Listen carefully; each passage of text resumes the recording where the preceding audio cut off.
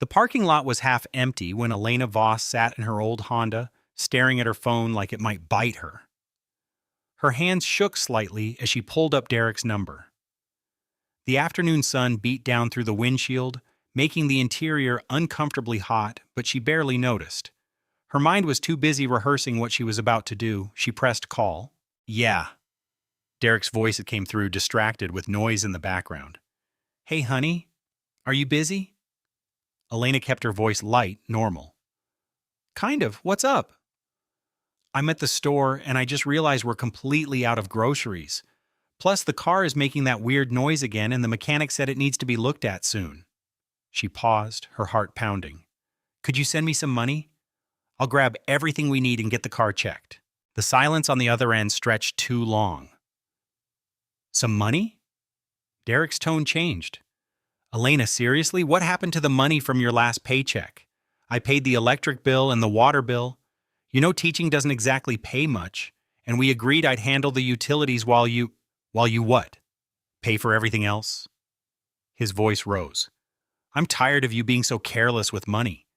We can't keep spending like this. Elena's grip tightened on the phone. Derek, it's groceries and car maintenance. Basic necessities. You need to budget better. I can't just hand out money every time you run short. There was a sound in the background, a woman's laugh, light and carefree. Look, I have important expenses right now. I need to focus on the future, not bail you out constantly. The future? Elena's voice remained steady, despite the ice forming in her chest. What expenses? Business stuff. Investment opportunities. Things that will actually help us grow instead of just surviving. His irritation was clear. Maybe if you'd focused on a real career instead of playing teacher, we wouldn't be in this position. The words hit like a slap.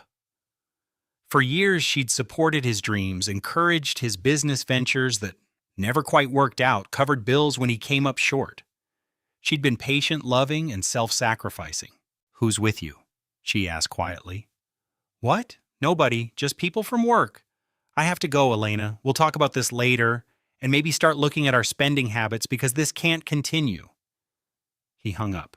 Elena sat motionless, phone still pressed to her ear, even though the line was dead.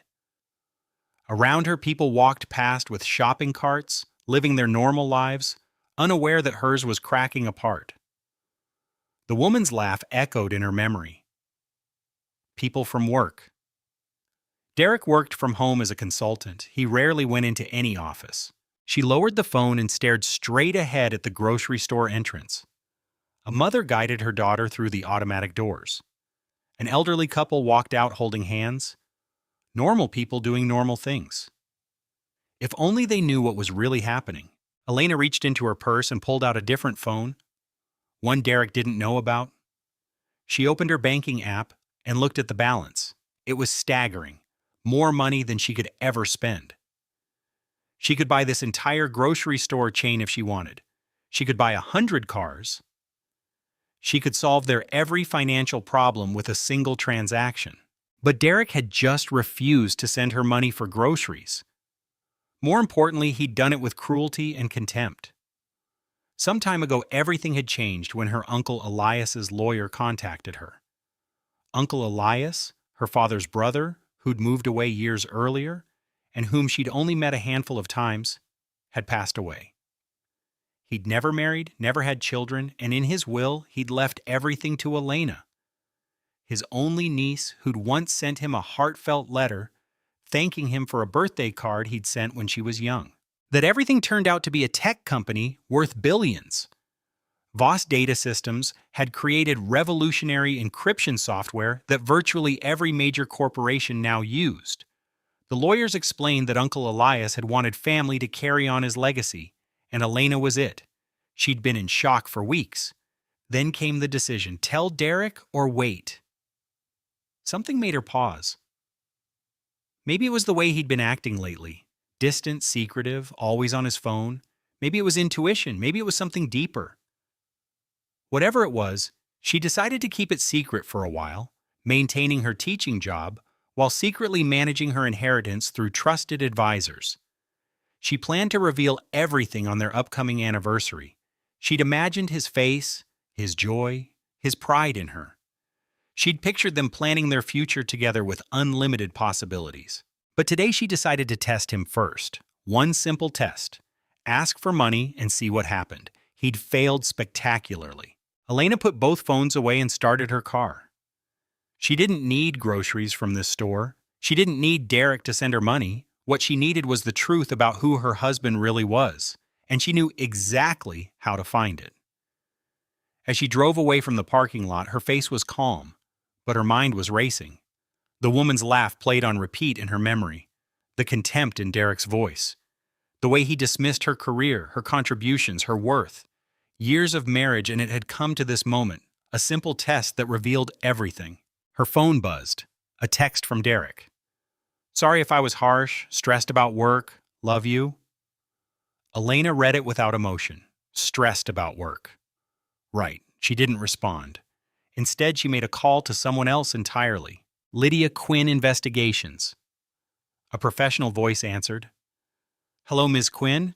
My name is Elena Voss, and I need to hire you for a private matter. Money is no object. When can we meet?" Lydia Quinn's office was downtown in a building that looked deliberately ordinary.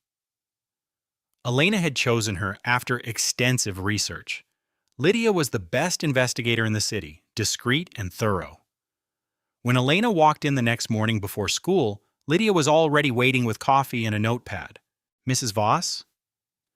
Lydia stood, shaking her hand firmly. She was a woman in her middle years, with sharp eyes that seemed to take in everything. "Please sit. You mentioned this was urgent." Elena sat down and folded her hands in her lap. "I need you to investigate my husband, Derek Harlan. I believe he's having an affair." Lydia nodded, writing. "What makes you suspicious?" "He comes home late. He's secretive with his phone. He's emotionally distant.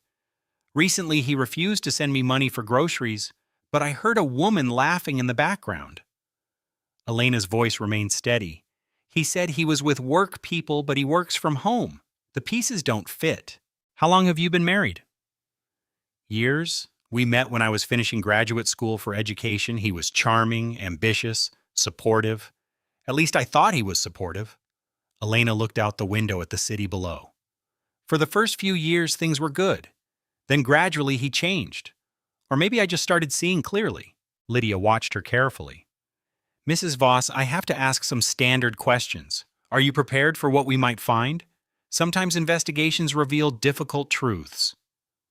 "I'm prepared," Elena said. "I need to know the truth, whatever it is." "Understood. Now my fee is—" "Money isn't a concern," Elena interrupted gently. "I need speed and discretion more than anything. Whatever you charge, double it and give me results fast." Lydia's eyebrows rose slightly. "All right, I'll need some information. Derek's full name, where he works, his usual schedule, phone number, if you have it." Elena provided everything, watching Lydia take efficient notes. As she talked, she thought about how she'd gotten here. How some time ago she'd been a simple teacher, worried about paying bills, and now she was sitting in a private investigator's office with billions in the bank. Uncle Elias had been a mystery to her growing up. Her father's older brother who'd gone in search of fortune and found it. He'd sent birthday cards with small checks, Christmas cards with modest amounts, small gifts that meant a lot to her family. When she was young, she'd written him a thank you letter, telling him about her dream to become a teacher and help kids learn. He'd written back, a rare occurrence, saying he admired her goals and knew she'd do great things. That was the last direct communication they'd had until his lawyer called. "Ms. Voss, I'm the executor of Elias Voss's estate. I'm calling to inform you that you've been named sole beneficiary of his will." She thought it might be a few $1,000s, maybe enough to pay off some student loans. Then the lawyer had asked her to sit down and explained about Voss data systems, the valuation, the assets, the properties. She'd actually laughed at first, thinking it was a scam. But it wasn't. Every document checked out. Every verification confirmed it. Elias Voss, the uncle she barely knew, had left her a fortune beyond imagination. The lawyers had asked what she wanted to do. The company practically ran itself with an excellent executive team. She could remain a silent owner or get involved or sell it entirely. She decided to stay involved, taking virtual meetings, learning the business, making strategic decisions. Her teaching background actually helped. She was good at understanding complex systems and breaking them down, but she told no one. Not Derek, not her friends, not even her mother, though that was partly because Mom would have told everyone in town within hours. She'd wanted time to process it, to plan, to figure out how this changed her life. And she'd wanted to see if Derek loved her or for what she could provide. Now she had her answer. "Mrs. Voss?" Lydia's voice broke through her thoughts. "Is there anything else you can tell me that might help?" Elena focused back on the present. "He's been spending more than usual. I'm not sure where the money is coming from. His consulting business has been slow, or so he says. But he bought new clothes recently, expensive ones.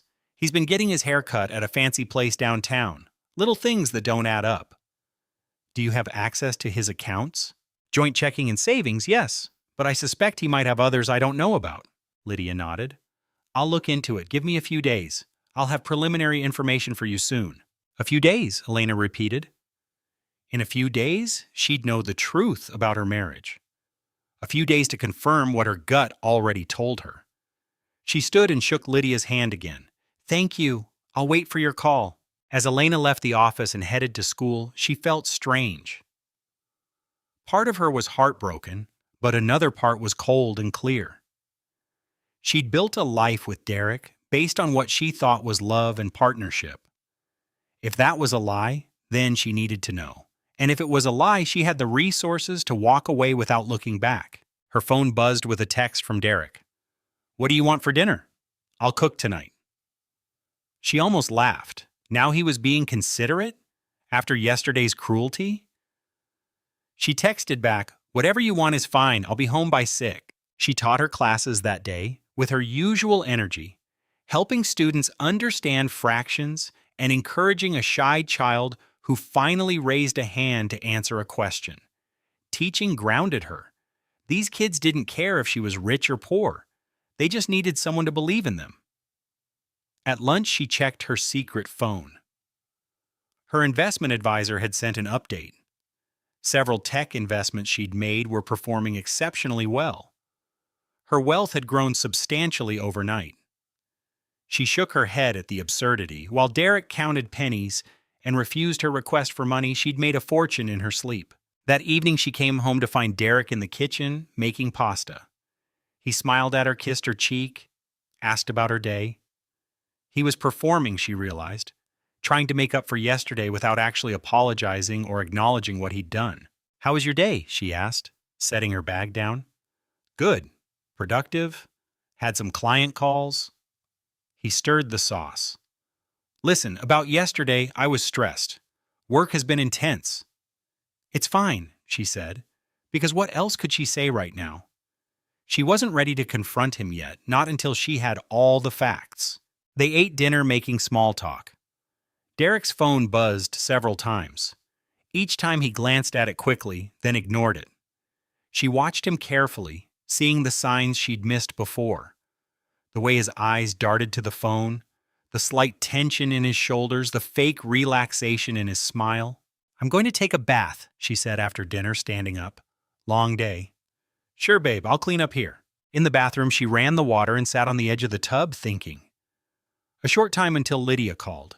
A short time of pretending everything was normal. She could do this. She'd spent some time keeping a billion-dollar secret. She could manage a little longer. Her reflection stared back at her from the mirror. She looked the same. Same face, same hair, same person. But inside, everything had shifted. The Elena who'd asked Derek for money expecting his support was gone. In her place was someone harder, clearer, someone who finally saw the truth. And that truth was going to set her free. That afternoon, Elena left school and drove straight to Lydia's office. The wait had felt endless. She'd maintained her normal routine, teaching, cooking dinner, smiling at Derek, while inside she'd been counting hours. Now sitting across from Lydia again, she braced herself. Lydia slid a thick folder across the desk. "I'm sorry, Mrs. Voss. Your instincts were correct." Elena opened the folder, The first photo showed Derek and a woman she didn't recognize standing close together outside a restaurant. The woman was tall, blonde, dressed in an expensive suit. They were holding hands. Her name is Brooke Ellison, Lydia said. She's a real estate agent. They met some time ago when Derek attended an open house. They've been seeing each other regularly. Elena kept her face neutral as she flipped through more photos. Derek and Brooke at dinner, walking through a park, entering an apartment building together. The images were clear, undeniable. This is an apartment Derek has been renting, Lydia continued, pointing to one photo. He meets Brooke there regularly. They also go out to restaurants, always on the other side of town, where you're less likely to have mutual acquaintances. How is he paying for this? Elena's voice was steady. That's interesting. Lydia pulled out bank statements. Derek has a separate account you weren't aware of. He's been transferring money from your joint account into this private account in small amounts, here and there, over time. Nothing large enough to trigger your attention, but it adds up.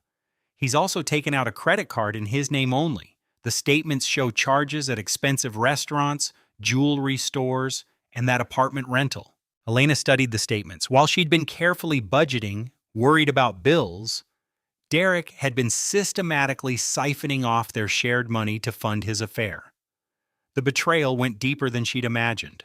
There's more, Lydia said quietly. I intercepted some text messages. She showed Elena her tablet with screenshots. Derek to Brooke. Can't wait to see you tonight. E is working late again.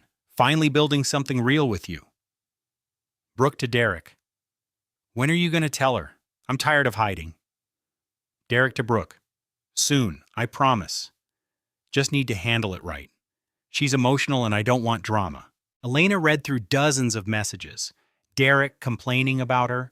Derek promising Brooke they'd be together openly soon. Derek calling Elena boring, limited, stuck in a dead-end job. Brooke sending photos Elena didn't look at closely.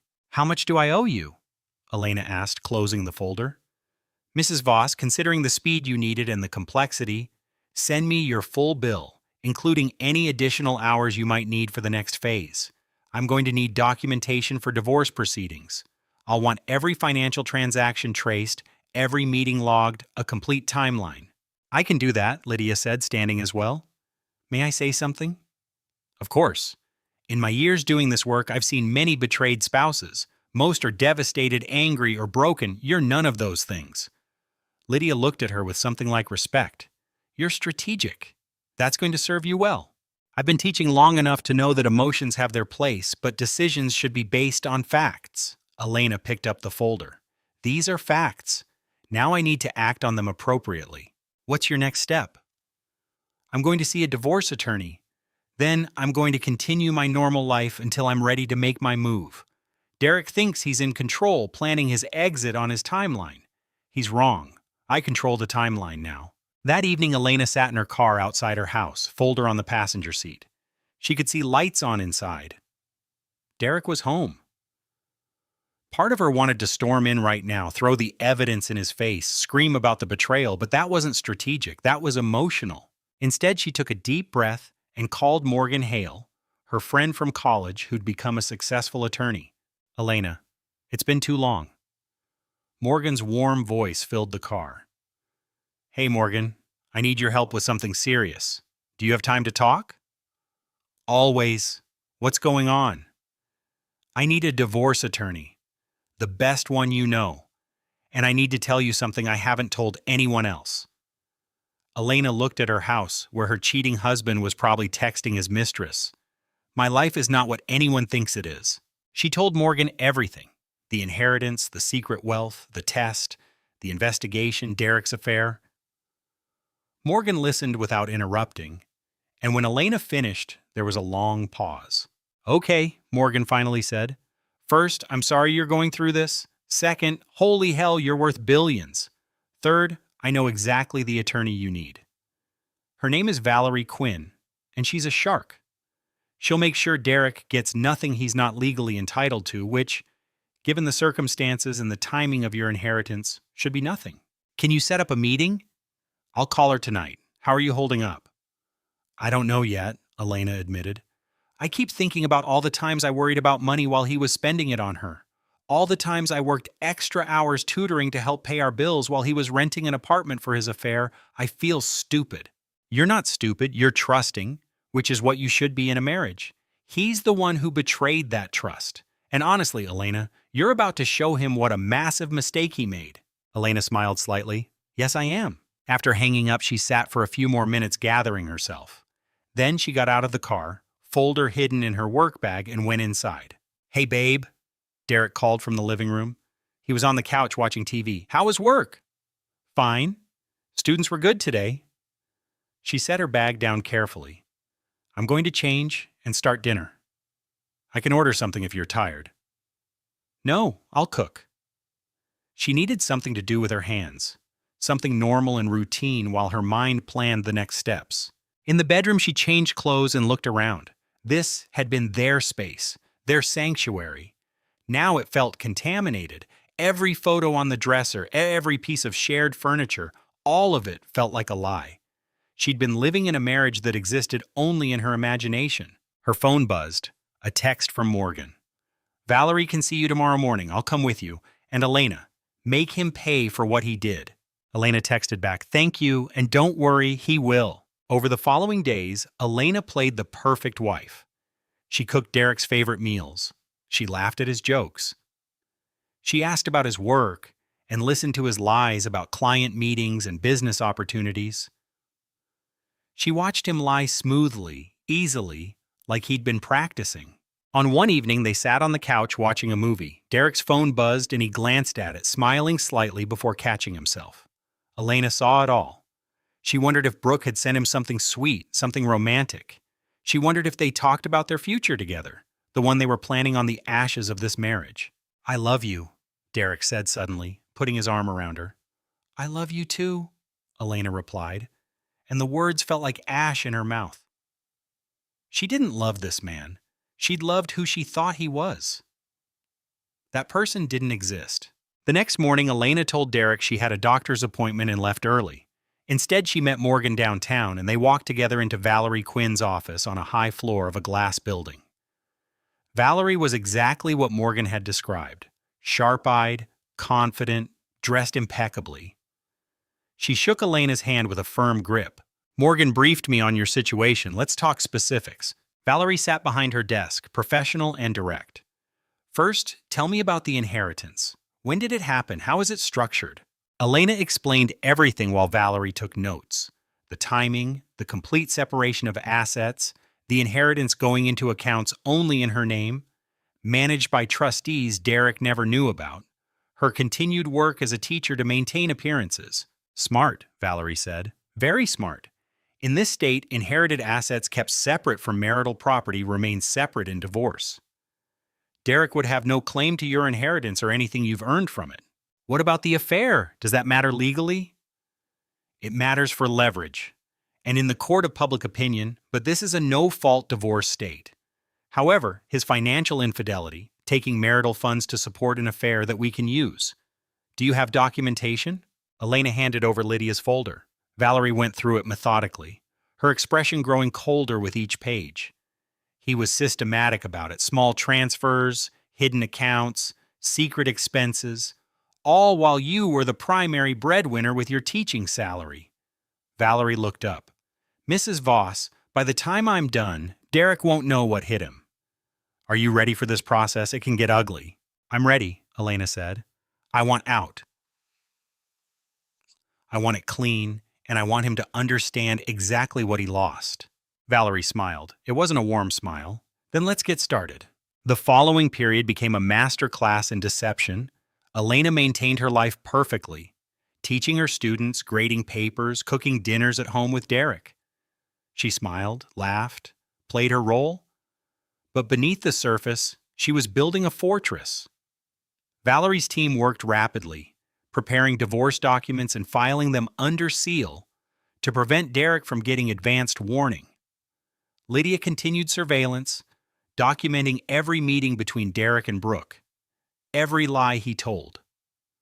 Elena's financial advisors restructured her assets to ensure complete separation from anything Derek might touch. At home, Derek grew bolder. He came home later, his excuses thinner. One evening, he didn't come home until late. "Where were you?" Elena asked from the couch where she'd been reading. "Client dinner ran late. You know how it is. Had to close a deal." He kissed the top of her head absently. "You didn't wait up, did you?" "Just wanted to make sure you were okay." "I'm fine, babe. You worry too much." He headed to the bedroom. "Coming to bed?" "In a bit." She sat in the quiet house after he'd gone, thinking about the photos Lydia had sent earlier. Derek and Brooke at an expensive restaurant leaning close over wine. Derek laughing, relaxed, happy. More present with Brooke than he'd been with Elena in some time. That weekend, something shifted. They were sitting at breakfast when Derek's phone rang.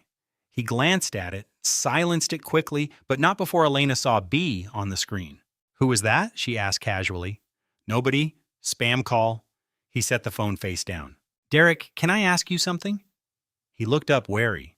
"Sure." "Are we okay? I feel like you've been distant lately." His expression softened into concern. Practiced, perfect concern. "Babe, I'm sorry. Work has been crazy stressful. I know I've been distracted, but we're fine. Better than fine." "Are you sure? Because if something's wrong, I want to know. I want to fix it." He reached across the table and took her hand. "Nothing's wrong, I promise. Actually, I've been working on a surprise for our upcoming anniversary. That's part of the stress." Elena felt cold. Their anniversary was approaching. What surprise was he planning? Asking for a divorce? Introducing Brooke as his new partner? "You don't have to stress about our anniversary," she said gently. "Just being together is enough." "You deserve something special, and I'm going to make sure you get it." He squeezed her hand and let go, standing up. "I have to run some errands. Want me to grab anything?" "No, I'm good." After he left, supposedly to run errands but actually to meet Brooke, Elena went to her penthouse. She had a video meeting with a philanthropic foundation about education funding. They wanted her input on a major grant program for underprivileged schools. "Ms. Voss, your background in education combined with your resources makes you uniquely qualified to help shape this program," the foundation director said. "I'd be honored. Education changed my life. I want to make sure every child has access to quality learning regardless of their economic situation. Would you be willing to serve on our board?"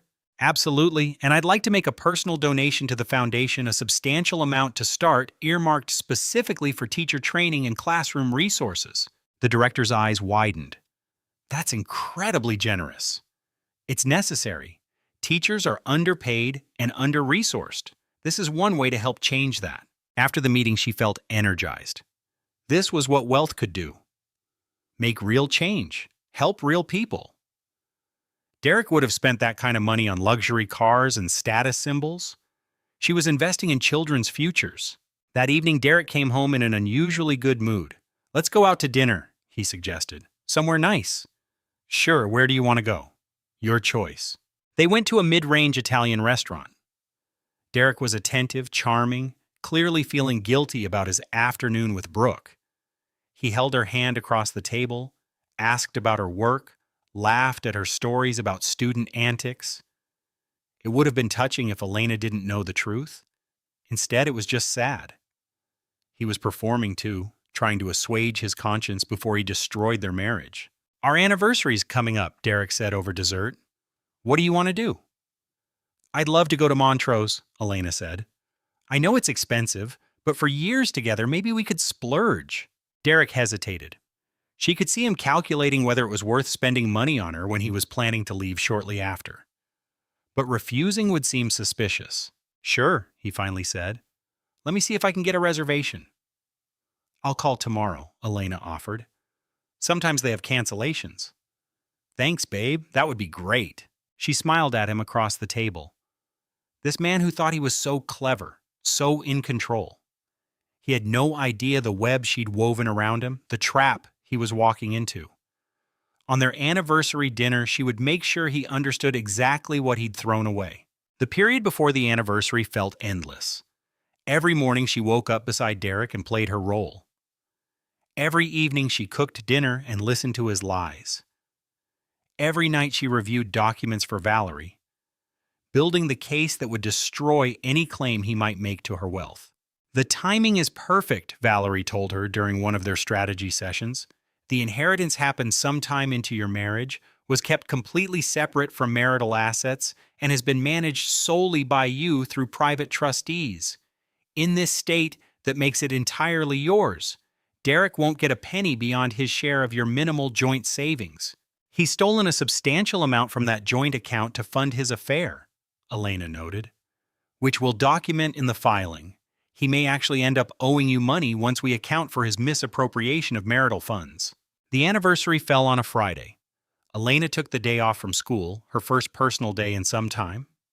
She spent the morning at a spa she owned through one of her LLCs, getting her hair done, nails perfect, skin glowing.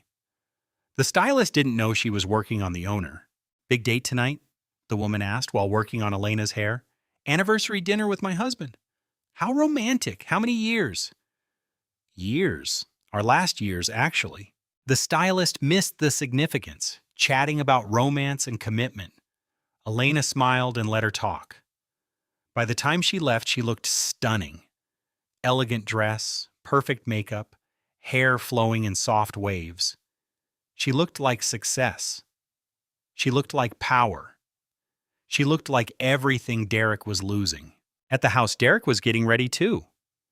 He'd bought a new suit, probably with money he'd skimmed from their account. He kissed her cheek when she came in.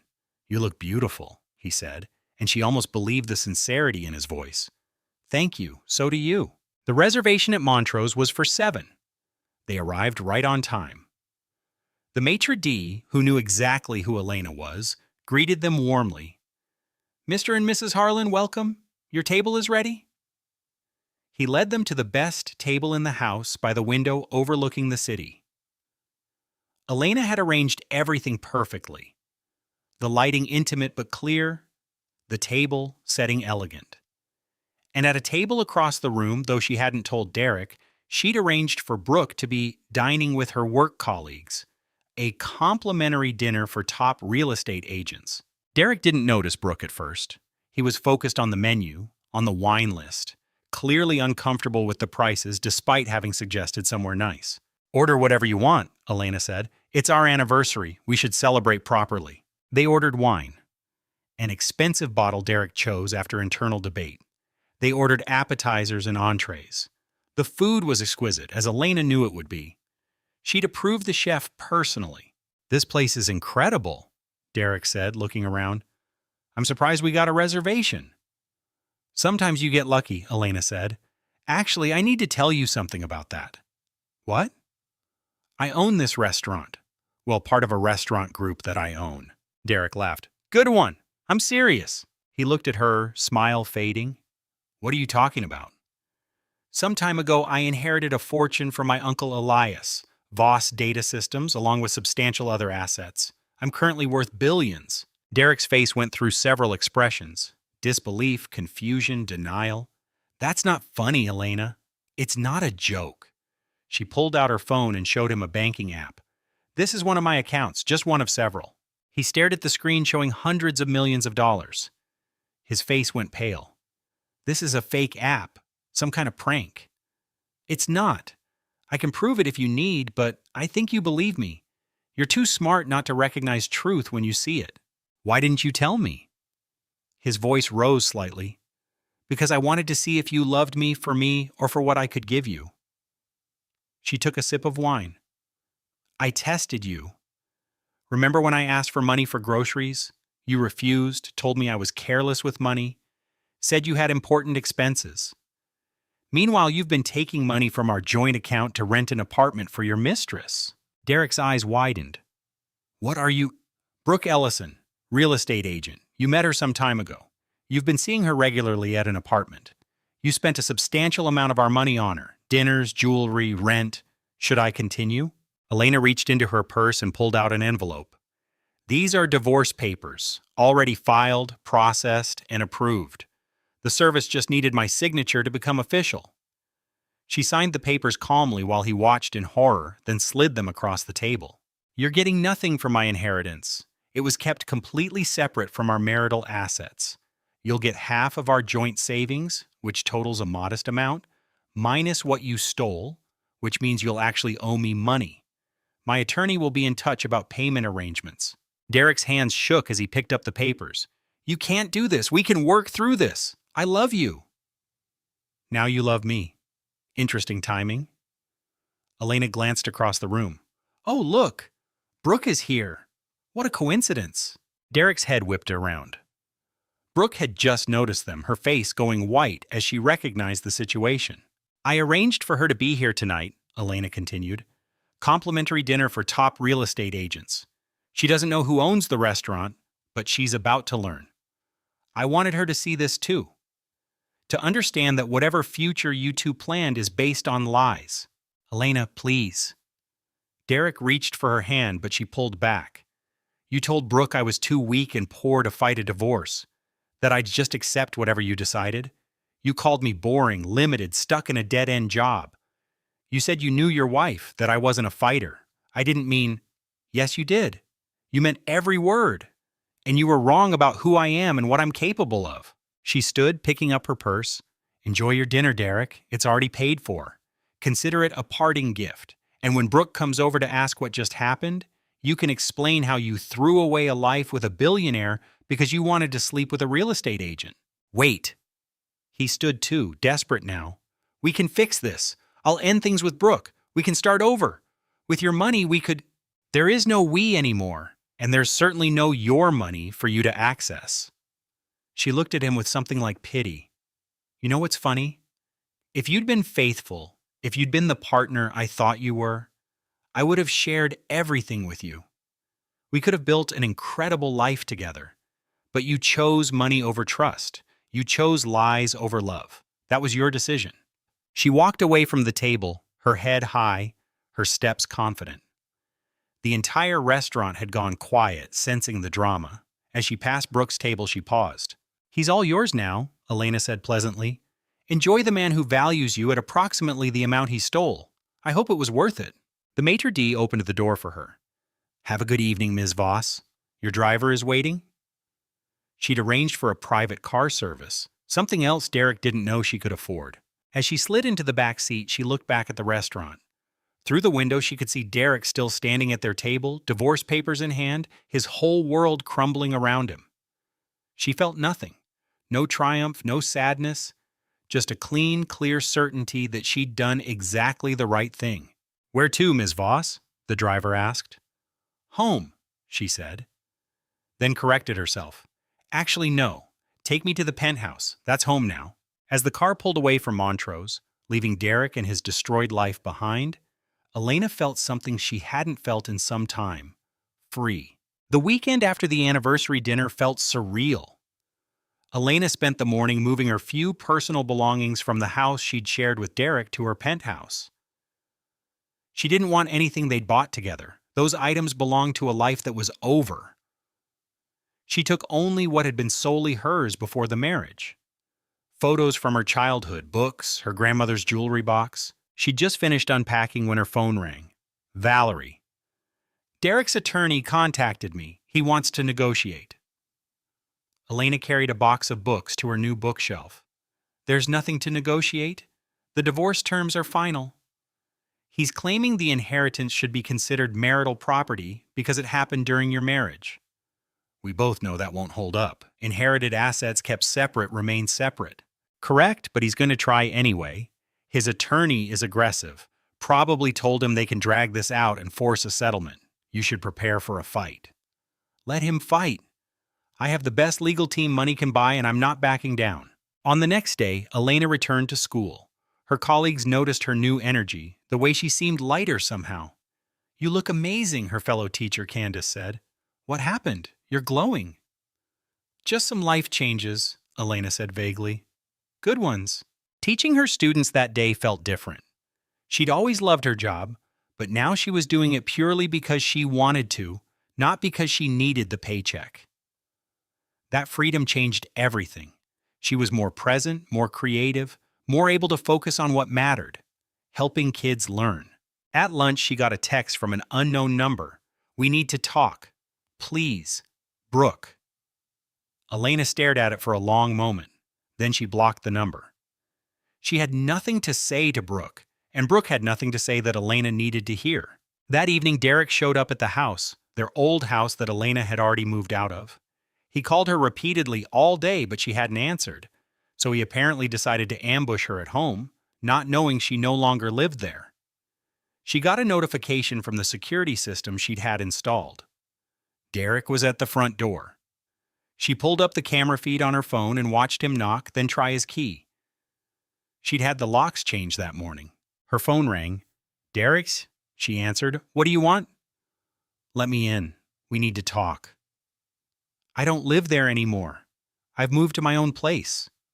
"Where?" "That's not your concern. What do you want, Derek?" "Elena, please. You have to understand. I made a mistake. Brooke means nothing. You're my wife. We can get through this." "I'm not your wife anymore. The divorce is filed and will be final soon. Move on." "You can't just throw away years of marriage." "I'm not throwing it away. You did that when you started sleeping with someone else." "I'll end things with her completely. I'll do whatever you want. Please, just give me another chance." His voice broke. "I love you." "You love my money," Elena corrected. "The woman you called boring and limited, who you planned to divorce right after our anniversary. You didn't love her, and now that you know she's worth billions, suddenly you love her again. The math is obvious, Derek." "That's not fair." "Fair? You stole a substantial amount from our joint account to fund an affair, lied to me for months, and planned to leave me thinking I'd be too poor and weak to fight back. Don't talk to me about fair." "I never said you were weak." "Yes, you did. To Brooke. I have the recordings." Elena kept her voice even. "You told her I wasn't a fighter, that I'd just accept the divorce because I had no resources. You underestimated me completely." Silence on the other end. "That's what I thought," Elena said. "Lose my number, Derek. My attorney will handle everything else." She hung up before he could respond. On the security camera, she watched him stand at the door for several more minutes before finally leaving. He looked diminished somehow, like he'd physically shrunk. Maybe that's what happened when someone's world collapsed. They became smaller. Over the following days, Derek's attorney filed motion after motion, trying to delay the divorce, trying to claim rights to her inheritance, trying to paint Elena as vindictive and Derek as a victim. Valerie's team countered every move effortlessly. "He's desperate," Valerie said during one of their check-ins. "His attorney knows they have no case, but Derek is pushing for any possible angle. It's actually getting embarrassing." "How long will this drag out?" "Another short period at most. The judge won't tolerate frivolous delays. And once all the evidence of his affair and financial misconduct comes out in the filing, Derek's gonna look very bad." Meanwhile, Brooke had apparently decided that direct contact with Elena wasn't working, so she tried a different approach. She gave an interview to a local gossip blog, painting herself as a victim who'd been lied to by Derek. "I had no idea he was married at first," Brooke claimed. "When I found out, I tried to end things, but he told me his marriage was over in everything but name. He said his wife didn't love him anymore. I'm heartbroken to learn the truth." Elena read the article with detached amusement. Brooke was trying to salvage her reputation by rewriting history. The text messages Lydia had recovered told a very different story. Brooke had known about Elena from the beginning and hadn't cared. Morgan called immediately after the article posted. "Did you see what she said?" "I saw. It's fiction." "Are you going to respond?"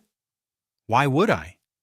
The truth is documented in the divorce filing, which is public record. Anyone who cares can read it there. Brooke's lies don't affect me." "You're really zen about this whole thing." "I'm not zen. I'm just clear about what matters. Brooke and Derek wanted each other so badly, they were willing to betray me. Now they have each other. That's their consequence to live with, not mine." In reality, Brooke's PR campaign backfired. Several journalists did check the court records and wrote follow-up pieces, pointing out the contradictions between her claims and the documented evidence. Within a short time, public opinion had shifted decidedly against her. Her real estate firm quietly asked her to take a leave of absence until the scandal died down. Derek, meanwhile, was struggling financially. With no real income beyond sporadic consulting work, and now owing Elena money, he couldn't maintain his lifestyle. He had to give up the apartment. He moved back in with his parents, which apparently did not go well. Lydia's final report included an interview with one of Derek's former neighbors from the apartment building. He told everyone his wife left him because she got rich and didn't need him anymore, made himself sound like a victim. Then the divorce records came out and we all saw what he really did. Lost a lot of respect in the building. Elena filed the report away. She wasn't trying to destroy Derek. She was just letting natural consequences play out. He'd made choices and those choices had results. That was life. Sometime later, the divorce hearing took place. Elena sat beside Valerie in the courtroom, perfectly composed in a designer suit that cost more than Derek used to make in a month. Across the room, Derek sat with his attorney, looking haggard and defeated. The judge reviewed the filings efficiently. Derek's attorney made a half-hearted argument about the inheritance timing, but the judge shut it down immediately. The inheritance was kept completely separate from marital assets, managed through private trustees, and never commingled with marital funds. It remains Ms. Voss's sole property. The judge looked at Derek over his glasses. Furthermore, I see documented evidence that Mr. Harlan misappropriated a substantial amount in marital funds to support an extramarital affair. Ms. Voss is not only entitled to her inheritance, but also to restitution for those stolen funds. Derek's attorney tried to argue, but the judge had clearly read the entire file and wasn't interested in excuses. The divorce is granted. Mr. Harlan will pay Ms. Voss restitution for misappropriated funds, payable within a reasonable period. All of Ms. Voss's separately held assets remain her sole property. Each party retains their individual assets acquired after the separation. Are there any questions? No, Your Honor, Valerie said smoothly. Derek's attorney reluctantly agreed. Then we're adjourned. The judge banged his gavel. It was over. Years of marriage ended in a short hearing. Elena stood, shook Valerie's hand, and walked out of the courtroom without looking back at Derek. In the hallway, Valerie smiled. Clean, quick, and exactly the outcome we wanted. How do you feel? Free, Elena said simply. Completely free. As she walked out of the courthouse into the bright afternoon sun, she saw Derek on the steps, his attorney talking to him urgently. Derek looked up and their eyes met for just a moment. She saw everything in his face: regret, anger, desperation, loss. She felt nothing but relief. This chapter was closed. Now she could begin the next one. Despite the judge's clear ruling, Derek wasn't ready to give up. His attorney filed an appeal the following week, claiming procedural errors and asking for a review of the asset distribution. Valerie wasn't surprised. Appeals are standard in high-net-worth divorces, she explained to Elena over coffee. They're hoping you'll get tired of the process and offer a settlement just to make it go away. That's not happening, Elena said firmly. I know, and the appeal won't succeed. The original ruling was sound, the evidence was overwhelming, and frankly, Derek has no grounds, but it'll take a few months to wind through the system. Fine, I have time and resources. He has neither. What Derek did have, apparently, was desperation. Over the following period, he tried everything. He called Elena's mother, claiming Elena had changed and turned cold. Her mother called Elena confused. Derek says you inherited money, and it's changed you, her mother said. Is that true? I did inherit money from Uncle Elias, and it didn't change me. It revealed Derek's true character. He was having an affair, Mom. For months. He was planning to divorce me right after our anniversary because he thought I was too poor to fight back. Her mother gasped. No, Derek wouldn't. He did. I have proof. Photos, messages, financial records. He was stealing money from our joint account to pay for his mistress. The silence on the other end was heavy. Finally, her mother said quietly, I'm so sorry, baby. I had no idea. No one did. He was very good at hiding it. Are you okay? I'm better than okay, Mom. I'm starting over, and this time I'm doing it on my terms. Derek also tried reaching out to mutual friends, painting himself as a victim of Elena's sudden wealth. and claiming she'd become materialistic and cold. But most of their friends had seen the divorce filing, public record, and knew the truth. The ones who believed Derek weren't really friends, Elena wanted to keep anyway. More problematic was Brooke's continued attempts to control the narrative. She'd apparently hired a PR consultant and was giving interviews about being a victim of deception. One gossip site ran a sympathetic profile, calling her the other woman who didn't know. Lydia showed Elena the article during one of their final meetings. She's really pushing this innocent victim angle. Let her, Elena said. The court documents show the text messages where she explicitly discussed Derek's marriage and encouraged him to leave me. Anyone who looks at the actual evidence will see she's lying. Some people won't look at the evidence, though. They'll just believe the sympathetic interviews. That's fine. I don't need everyone to know the truth, just the people who matter, and anyone who matters will check the facts. In reality, Brooke's PR campaign backfired. Several journalists did check the court records and wrote follow-up pieces pointing out the contradictions between her claims and the documented evidence.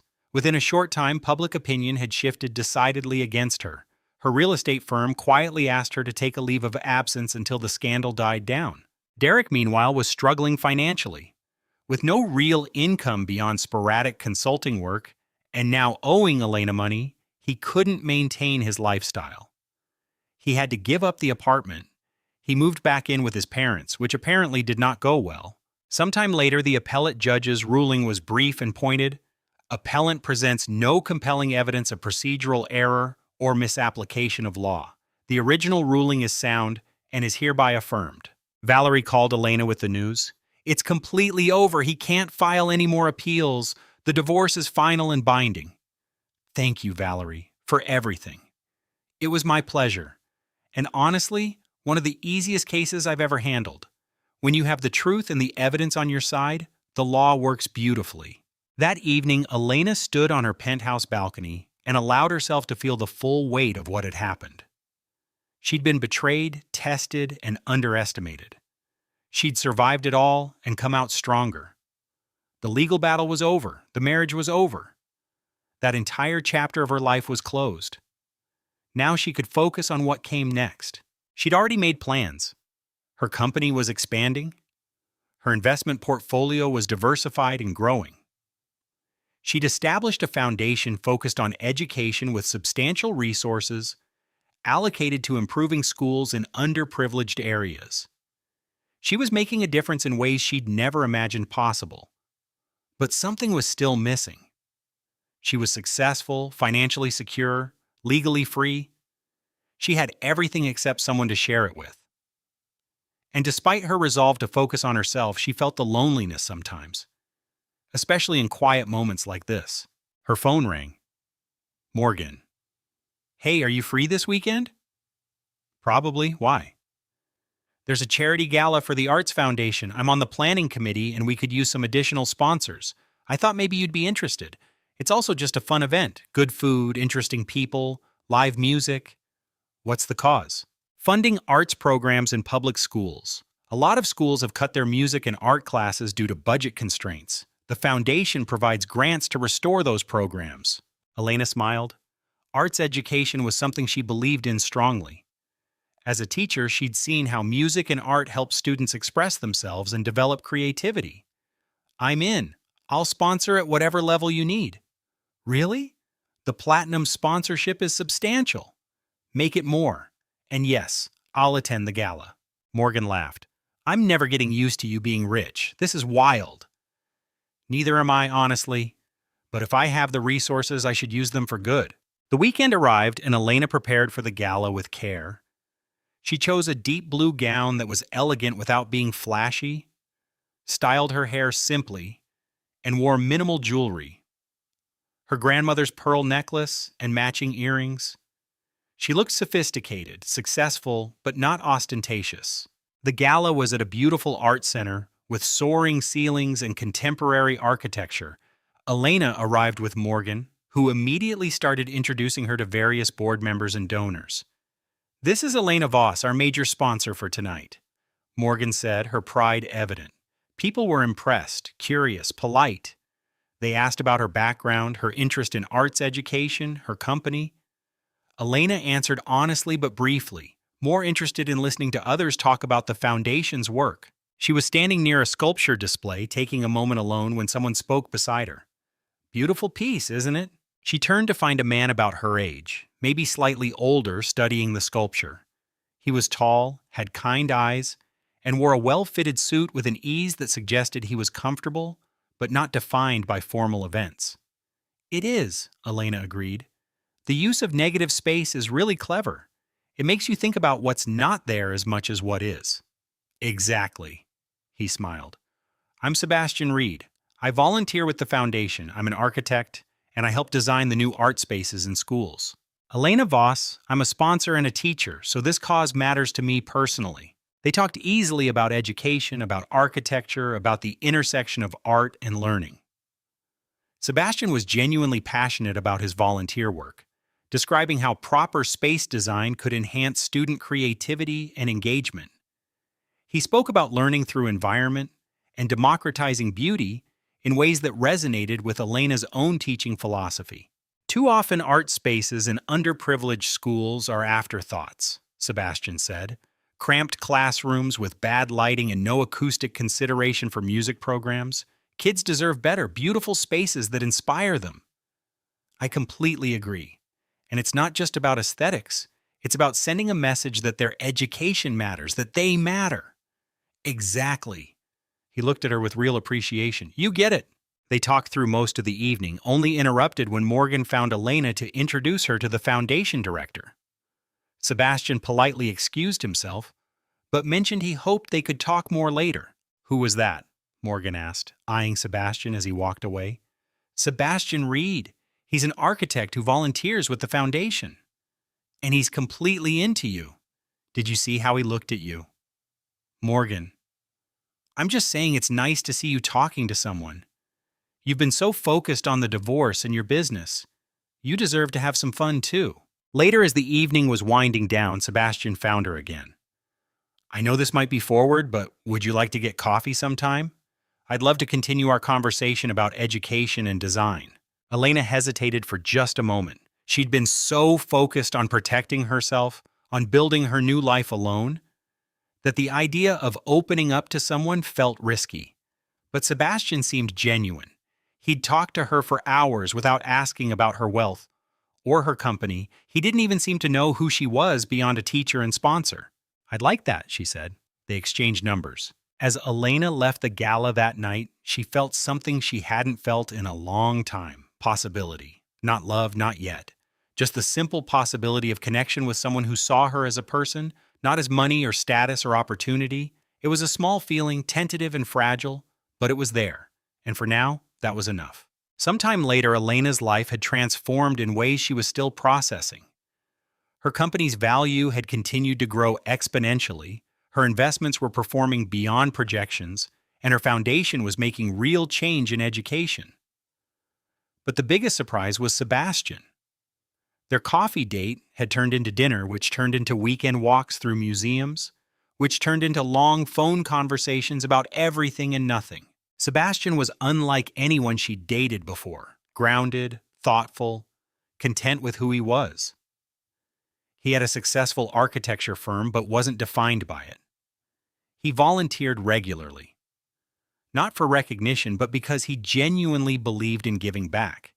And remarkably, he'd fallen for her before he knew about her wealth. That revelation came sometime into dating when Sebastian mentioned offhandedly that he was working on a project for that Voss Data Systems company. Wait, Elena had said, you know about Voss Data Systems? Sure, they hired my firm to design their new headquarters. It's a fascinating project. They want sustainable architecture that reflects their tech innovation. He paused. Why? Sebastian, I own that company. His expression had been priceless. Shock, confusion, then understanding. You're that Voss? The owner they keep mentioning in meetings, but who we never see because she manages everything remotely? Yes. You're worth billions. Yes. He sat back processing, then laughed. I've been buying you coffee at that little shop near your school. Did you think that was cheap? I thought it was sweet. I literally bought a billionaire a latte, and I appreciated everyone. They talked for hours that night about wealth, about identity, about what really mattered. Sebastian admitted he'd been intimidated at first, not by the money itself, but by what it might mean about their relationship. Would she still want to date a regular architect when she could have anyone? I don't want anyone, Elena had said simply. I want someone who sees me, who cares about my thoughts on teaching philosophy and whether I prefer impressionism or abstract expressionism. You've done that from the start because you're interesting, Sebastian said. The money is just a detail about your life. It's not who you are. That attitude proved itself over the following period. Sebastian never asked her for anything, never expected her to pay for expensive things, never treated her differently than before. When she offered to sponsor his community center project with a substantial donation, he'd been grateful, but had insisted on a formal grant process through her foundation to ensure it was evaluated on merit, not favoritism. I want your foundation to fund projects that matter, he'd explained. If my project qualifies on its own merits, great. But I won't take advantage of our relationship. She'd fallen a little bit more in love with him right then. Sometime later, Elena made her first major public appearance as the owner of Voss Data Systems. The company was launching a revolutionary new encryption protocol that would change data security across industries. The press conference was scheduled for their headquarters, the building Sebastian's firm had designed. Standing at the podium looking out at dozens of reporters and industry leaders, Elena felt nervous for the first time in some time. She'd given presentations to her company's board, but this was different. This was announcing herself to the world. Good morning, I'm Elena Voss, owner and principal investor of Voss Data Systems. For those wondering why I've remained largely out of the public eye until now, I have a simple explanation. I'm a middle school teacher who inherited a tech company, and I wanted to learn the business before representing it publicly. That got appreciative chuckles. She continued explaining the new encryption protocol, their expansion plans, their commitment to ethical data practices. She spoke clearly and confidently, fielding questions from reporters with the same patience she used with curious students. One journalist asked, "Ms. Voss, there were reports about your divorce recently. How has that affected your management of the company?" "That's personal and irrelevant to this business announcement," Elena said firmly but politely. "But I'll say this. I'm committed to building a company culture based on integrity, respect, and ethical behavior. Values that matter in both business and personal life." Next question. After the press conference, Janet Morales pulled her aside. "That was masterful. You're a natural." "I don't know about natural, but I've learned that speaking truth is simpler than maintaining elaborate stories." The press coverage was extensive and positive. Headlines called her the teacher billionaire and tech's most reluctant CEO. Several articles focused on her foundation work and her commitment to education. A few mentioned the divorce, but most reporters respected her privacy and focused on the business news. That evening, Sebastian took her to dinner at a small Italian restaurant. His favorite place, not expensive or fancy, just authentic. They sat in a corner booth sharing pasta and wine, talking about the day. "You were amazing today," Sebastian said. "Confident, clear, in command, very impressive." "Thank you. I was terrified." "Didn't show at all." He reached across the table and took her hand. "I'm proud of you. Not because you're successful or rich, but because you handled a difficult situation with grace and turned it into something meaningful." "The divorce?" "Everything. Derek's betrayal could have made you bitter or vindictive. Instead, you used it as motivation to build something better. You took control of your life." Elena squeezed his hand. "I couldn't have done it without support. Your support." "I didn't do anything. You treated me like a person, not a story or an opportunity. You liked me before you knew about the money. That mattered more than you know." They finished dinner and walked through the city hand in hand, talking about Sebastian's latest community center project and Elena's plans to expand her foundation. It was a perfect evening, simple, genuine, full of the kind of contentment that comes from being with someone who truly knows you. The next period brought news about Derek. He'd apparently tried to start a consulting business, but it had failed. He'd moved out of his parents' house into a small apartment, was working a regular job in sales, living a completely ordinary life. Through mutual acquaintances, Elena heard he'd broken up with Brooke shortly after the appeal was denied. She dumped him when she realized there was no money, the acquaintance explained. He thought they'd build a life together, but she'd only been interested in what he could provide. Ironic, right? Elena felt nothing hearing this. No satisfaction, no sympathy, just a distant acknowledgement that consequences had a way of working things out. Sometime later, Elena's foundation announced a major initiative, a substantial amount allocated over several years to improve public school education infrastructure.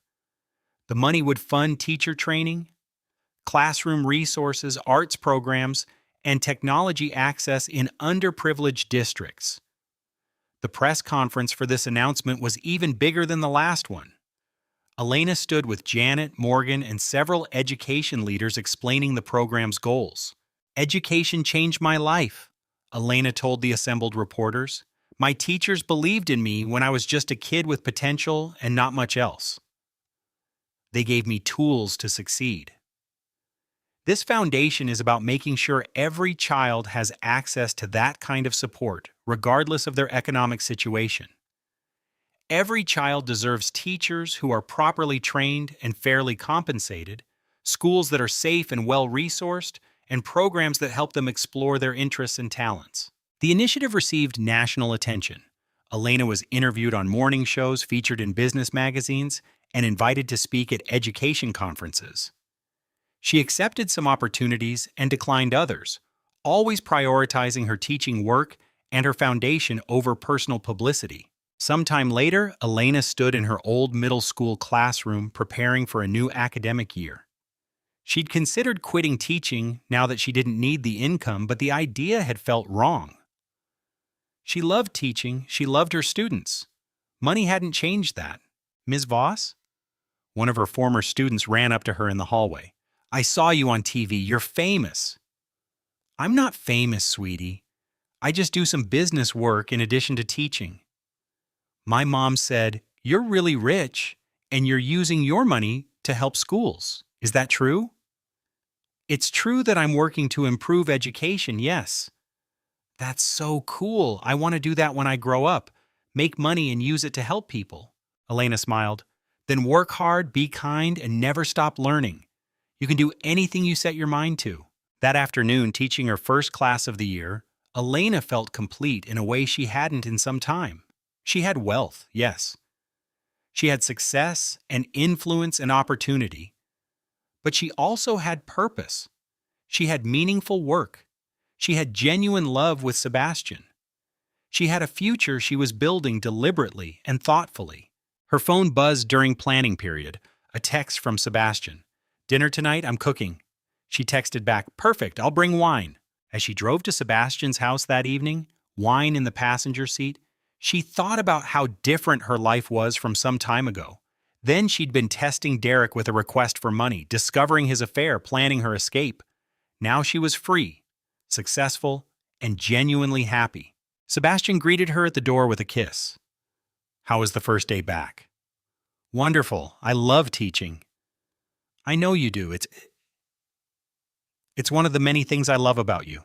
They cooked dinner together in Sebastian's modest kitchen, which he refused to renovate despite Elena's offers to hire the best designers. "I like my kitchen," he'd insisted. "It's comfortable." Over pasta that Sebastian had made from scratch, they talked about their days, their plans, their dreams.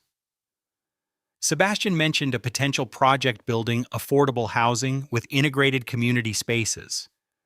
Elena talked about expanding her foundation's reach to rural schools that were even more underserved than urban ones. "We make a good team," Sebastian observed. "You focus on education infrastructure. I focus on physical infrastructure. Together, we could actually change communities." "Is that a proposal?" Elena teased. Sebastian looked at her seriously. "Not yet. But someday when we're both ready, yes. I want to build a life with you, Elena. Not because you're wealthy or successful. I wanted that before I knew about any of that, but because you're kind and smart and purposeful, because you see the world the way I do and want to make it better." Elena felt her eyes well up. I want that too. Good. He raised his wine glass. To the future. To the future, she echoed, clinking her glass against his. She'd been through betrayal, heartbreak, and the complete dissolution of a life she'd thought was real. She'd been tested and underestimated, but she'd emerged stronger, clearer, more certain of who she was and what she wanted. Derek had thought the money test would be about money. He'd been wrong. It had been about character, about values, about who someone truly was when they thought no one was watching. And Elena had learned more from that test than Derek ever would. She'd learned her own strength. She'd learned that wealth was a tool, not identity. She'd learned that starting over was possible even when it seemed impossible. Most importantly, she'd learned that the best response to betrayal wasn't destroying those who hurt you. It was building a life so meaningful, so authentic, so full of genuine love and purpose that they became completely irrelevant. Sometime later, Elena stood on stage at a major education summit. She'd been invited as a keynote speaker to discuss philanthropic innovation in public education. The auditorium held thousands of educators, administrators, and policymakers. Good morning, I'm Elena Voss, and I'm a middle school math teacher. She paused while the audience applauded. I'm also the owner of Voss Data Systems and founder of the Voss Education Foundation, but here's what matters most. I'm an educator first. Everything else I do stems from that identity. She spoke for some time about her vision for education funding, about empowering teachers, about ensuring every child had access to quality learning, regardless of their zip code. She shared stories from her classroom, making policy discussions concrete with real student examples. The audience was engaged, responsive, clearly moved by her passion. After her speech, she was surrounded by educators wanting to talk, share their own school challenges, thank her for her foundation's work. She stayed for over an hour listening to each person, taking notes on ideas for future foundation projects. Finally, her assistant gently reminded her they needed to leave for the airport. Elena had another commitment back home that evening. On the private plane she purchased for efficient travel between her various commitments, Elena reviewed documents for her company's board meeting the next day. Voss Data Systems had expanded into artificial intelligence ethics, developing tools to ensure transparent, accountable AI systems. It was cutting-edge work that aligned with her values. Her phone rang. Sebastian. Hey, you. How was the summit? Good. The speech went well and I talked to some amazing educators with brilliant ideas. I'm not surprised. When you talk about education, people listen. It's genuine passion. You can't fake that. How's the community center coming? Foundation is poured, framing starts soon. This is going to be beautiful, Elena. The space is going to serve hundreds of kids who currently have nowhere safe to go after school. I can't wait to see it. You'll be back in time for dinner? Should be there by 7. Perfect, I'm making your favorite. They talked for a few more minutes before Sebastian had to get back to a meeting with contractors. After hanging up, Elena leaned back in her seat looking out at the clouds below. Her life felt impossibly full. Teaching, running her company, managing her foundation, building a relationship with Sebastian, maintaining friendships, investing in meaningful projects. It was exactly what she wanted. That evening she met Sebastian at the nearly completed community center. He walked her through the space, pointing out features, the music room with proper acoustics, the art studio with northern light, the computer lab with the latest technology, the gymnasium with basketball courts that could also serve as an event space. The Foundation's grant made all of this possible, Sebastian said. Without that funding, we'd have built something functional, but basic. This is beautiful.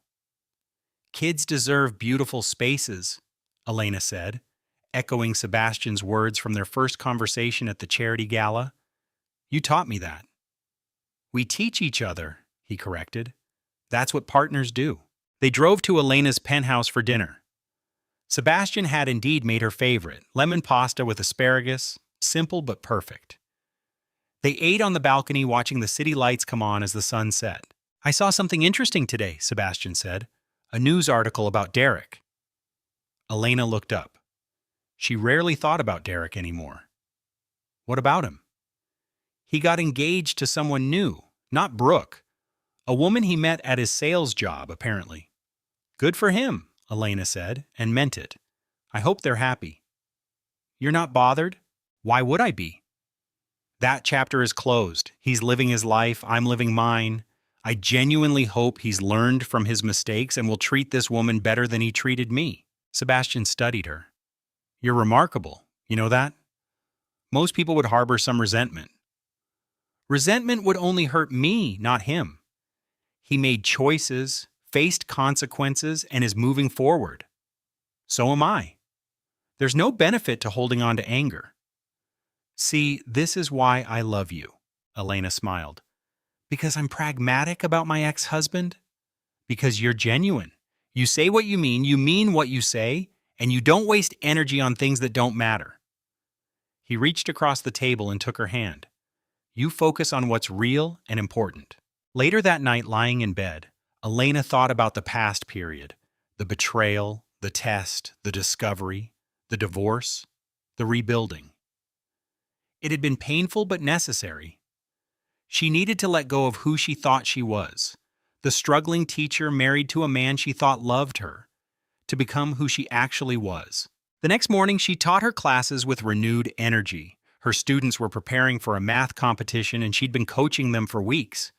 Watching them solve complex problems, seeing their confidence grow, reminded her why she still taught despite not needing to.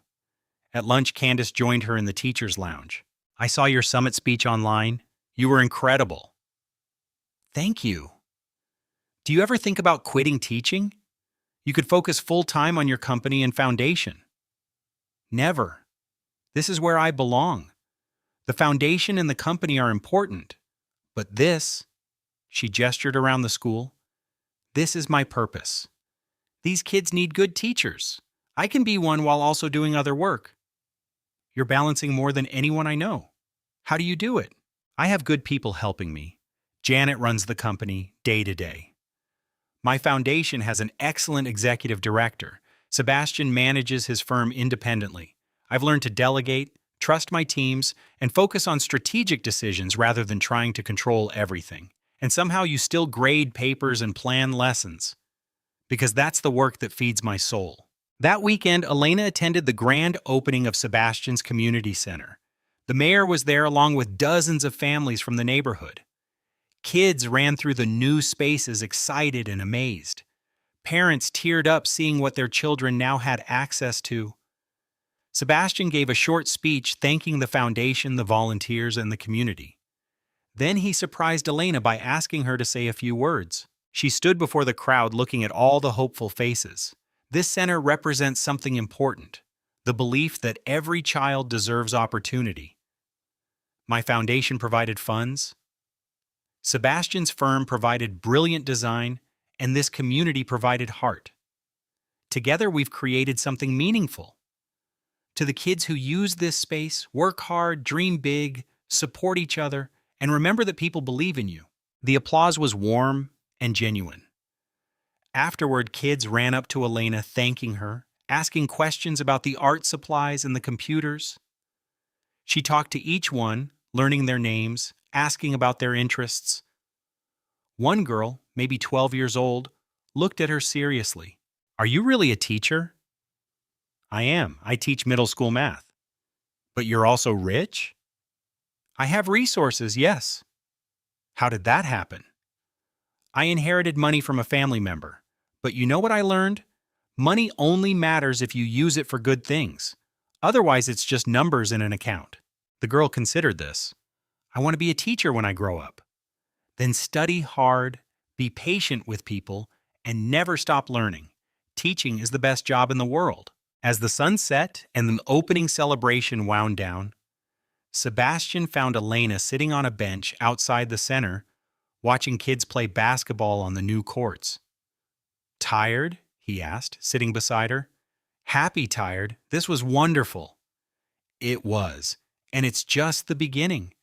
We're already planning 2 more centers in other neighborhoods. We? Elena looked at him. If you're willing to fund them, my firm is willing to design them. Partners? Always. Sebastian put his arm around her and they sat in comfortable silence, watching the community enjoy this new resource. Eventually, he spoke quietly. I'm going to marry you someday, Elena Voss. I want you to know that. I'm not asking today because I want us to be absolutely sure, but I'm sure. You're the person I want to build a life with. Elena leaned into him. I'm sure too. Yeah? Yeah. You love me for who I am, not what I have. You respect my work, my values, my choices. You make me laugh and you make me think. You're patient and kind and good. Why wouldn't I want to marry you? So when I ask, you'll say yes? When you ask, I'll say yes. They sat on that bench outside the community center they'd built together, making plans for their future. No grand declarations, no dramatic gestures, just two people who genuinely cared about each other and wanted to build something meaningful together. Sometime later, on a random evening, Sebastian made them dinner at his house. After they'd eaten and cleaned up, he took Elena's hand and led her to the living room. Remember when we first met? At the Arts Foundation Gala? Of course. I saw you standing by that sculpture and I thought you were the most interesting person in the room. Then we talked and I realized I was right. You were smart and passionate and real. Sebastian, let me finish. He smiled nervously. I fell in love with you that night. I know that's fast and maybe sounds dramatic, but it's true. Every day since then has confirmed what I felt in that moment. You're the person I want beside me for everything life brings. He pulled out a small box and opened it. The ring inside was simple and beautiful. A single diamond on a platinum band, elegant without being ostentatious. Elena Voss, will you marry me? She looked at Sebastian, this good, kind, genuine man who'd loved her when she had nothing to offer but herself, who'd continued loving her through everything, who'd built a life alongside her based on shared values and mutual respect. Yes, she said simply. Yes, I'll marry you. He slipped the ring on her finger and pulled her into a kiss. When they broke apart, both had tears in their eyes. I don't care about the money, Sebastian said. I want you to know that. If you lost everything tomorrow, I'd still want this. I know. That's why I said yes. Sometime later, they married in a small ceremony at the community center they'd built together. It wasn't ostentatious or expensive, just close friends and family, simple flowers, a string quartet of music students from Elena's foundation programs, and vows they'd written themselves. I promise to see you clearly, love you honestly, and build a life with you that matters, Elena said, looking at Sebastian with complete certainty. I promise to be your partner in all things, in joy and difficulty, in success and challenge, in the mundane and the extraordinary. I promise to value what you value, support what you create, and always see you as a person first, not as wealth or status or anything else. Sebastian responded, I promise to build with you, dream with you, and face whatever comes with you. They exchanged rings, kissed, and walked back down the aisle, hand in hand, while their guests cheered. The reception was held right there in the community center with catering from local businesses and decorations by neighborhood kids who'd used the art studio to create them. It was perfect, meaningful, authentic, full of the people and values that actually mattered. Derek was not invited, obviously, but Elena heard through mutual acquaintances that he'd gotten the wedding announcement. His response, reportedly, was a quiet, "She deserves that," before changing the subject. He'd apparently learned something from the disaster of their marriage.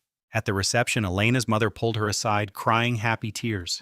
I'm so proud of you, baby. Not because of the money or the success, but because you chose yourself. You walked away from someone who didn't value you and built a life with someone who does. Thank you, Mom. And you're still teaching. After everything, you're still in that classroom. That's who you really are. It is, Elena agreed. Everything else is extra. As the evening wound down, Elena and Sebastian stood together on the community center's balcony, looking at the city lights. In the distance was her penthouse, her building, her city. Below them was the center they'd created together, full of possibilities for local kids. Around them were friends, colleagues, students who'd become family. Happy? Sebastian asked. Completely. Elena turned to him. You know what the best part of the past period has been? What? Learning who I really am.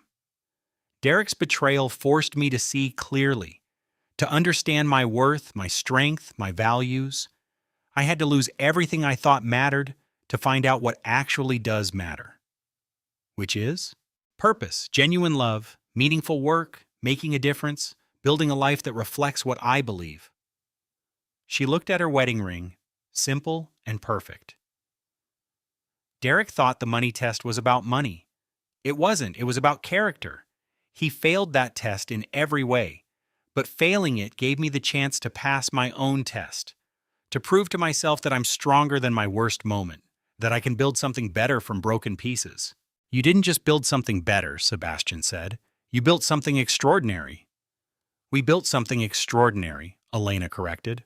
Together. They kissed as the city sparkled below them.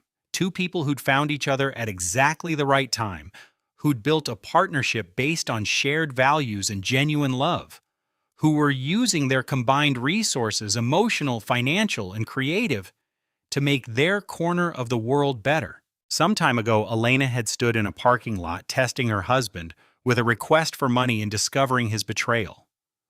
Tonight, she stood on a balcony wearing a wedding ring, surrounded by people who loved her for exactly who she was, knowing she'd built a life of purpose and meaning.